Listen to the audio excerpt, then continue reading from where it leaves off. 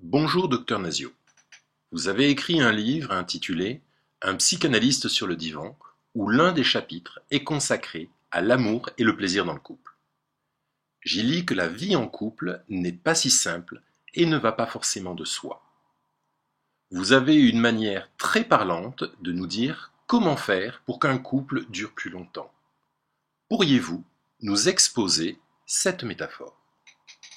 D'abord, je vous remercie de faire appel à ce livre, Un psychanalyste sur le divan, où effectivement je consacre un chapitre à la vie du couple.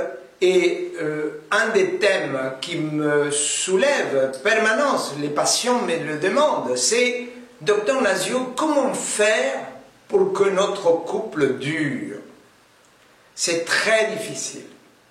Il faut d'abord une disponibilité personnelle d'esprit, d'être avec l'autre, bien sûr. La base, c'est que je l'aime.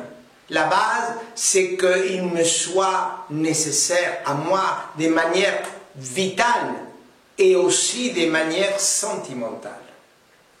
Comment savoir si quelqu'un m'est vital ou pas?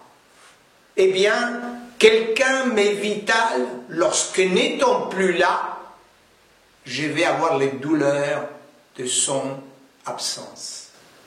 Pour savoir si quelqu'un nous est vital, il aurait fallu ou il faudrait qu'il ne soit plus là pour que je voie ou je constate en moi combien son absence me fait mal. Là, je dirais, avec ces douleurs, cet homme, cette femme m'était vitale. Eh bien, une question se pose. Quelles sont les conditions? On me pose souvent cette question. Quelles sont les conditions, docteur Nazio, pour qu'un couple dure longtemps et, si possible, vieillisse ensemble? Et c'est comme ça qu'au fil des consultations m'est venue cette métaphore dont parle M. Keva en lisant mon livre et que je voudrais répondre, et je l'appelle la métaphore, j'appelle l'allégorie du tabouret. En effet, un tabouret à 4 pieds. Voilà, j'ai un tabouret ici, je vais vous le montrer. Voilà, ça c'est un tabouret à 4 pieds. 1 pied, 2 pieds, 3 pieds, 4 pieds. Et un plateau. Et je vous demande d'imaginer que le plateau, c'est la durée du couple, c'est le couple stable. Eh bien, pour qu'un couple soit stable, il faut un pied qui est la sexualité. Ça veut dire quoi la sexualité? Ça veut dire qu'il faut qu'entre l'homme et la femme, ou entre deux hommes, si c'est un couple homosexuel, en tout cas, il faut une sexualité régulière et relativement satisfaisante. Je dis relativement satisfaisante parce que la sexualité n'est jamais toujours satisfaisante. Souvent, elle est insatisfaisante. Mais il faut que ce soit de manière intermittente insatisfaisante. Je dis bien qu'en général, une sexualité régulière est relativement satisfaisante. Premier pied. Régulière, alors il y a des gens qui me disent régulière, c'est combien de fois par semaine ou par mois?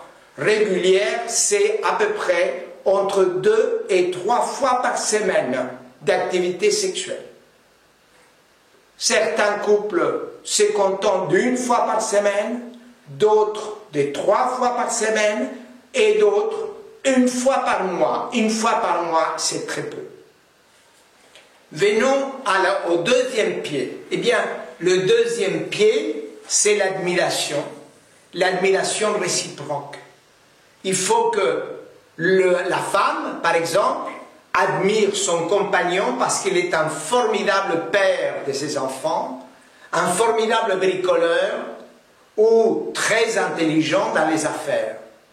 Et l'inverse, il faut que l'homme admire sa compagne parce qu'il est une très bonne amie, il sait très bien les manier ou s'intégrer dans les relations sociales, qu'il l'admire parce que c'est une très bonne femme d'affaires, ou encore qu'il l'admire parce qu'elle sait faire merveilleusement bien le canard à l'orange. Peu importe. Ce qui importe, c'est le sentiment de l'admiration. C'est pas tellement de quoi ou pourquoi on l'admire, mais qu'il y ait le sentiment d'admiration réciproque.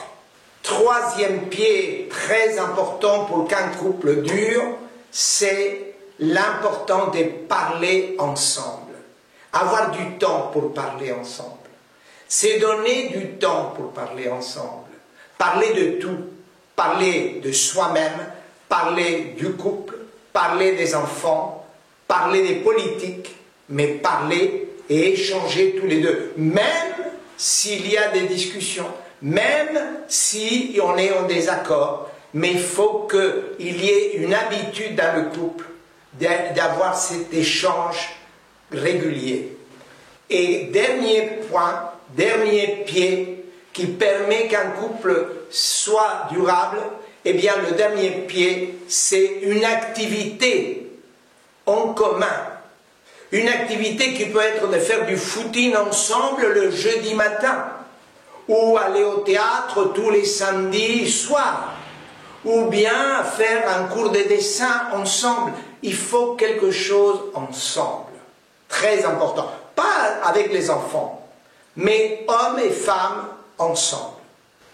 Eh bien, ces 4 pieds, sexualité, admiration, langage, échange verbal et finalement activité, ces 4 pieds permettent d'avoir un couple en commun.